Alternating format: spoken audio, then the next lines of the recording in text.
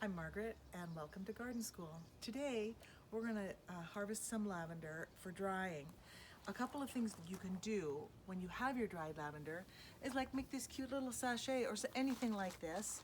I also made a little bag to go in the dryer to freshen up the clothes as they dry, and it's just got dried lavender heads in there. And then, oh, look at those cute boots. But even these can get stinky. So I just used a pair of socks and stuffed it with lavender and tied it at the top.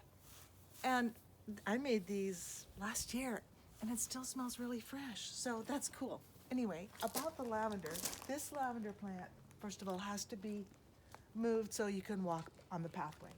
But also, it's time to harvest. In fact, harvesting is best before the little blossoms actually open up.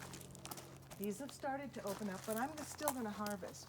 I'm going to take my bypass pruners and then just cut nice long stems. Two things here. I have a nice long piece to work with to tie together into a bunch, but also I'm doing my pathway cleanup here. If you prune early enough in the season, you might get a second blooming on your lavender. So I'm just gonna, think about pruning and also getting these nice long stalks, nice long stems. The amount to tie together in a bunch, you'll have to figure that out. I'm not gonna do too much because I don't want it to get too dense inside.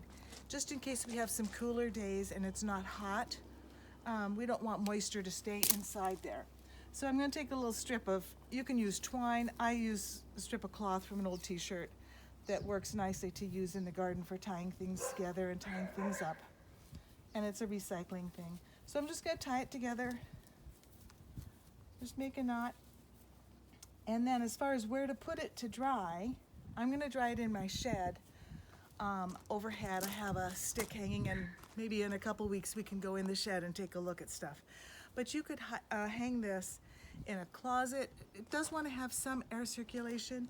Dark is better, but if you just have a garage, and hang it by a window in a garage, that's fine. Let it dry like this for 2 to 4 weeks, and then you'll see that the heads just fall off the bunch, and it'll smell so good. As far as other crafts, look online or in books, craft books. You can find a lot, but that's craft school. This is garden school. So anyway, there's a whole lot more to learn in the garden. Bye-bye.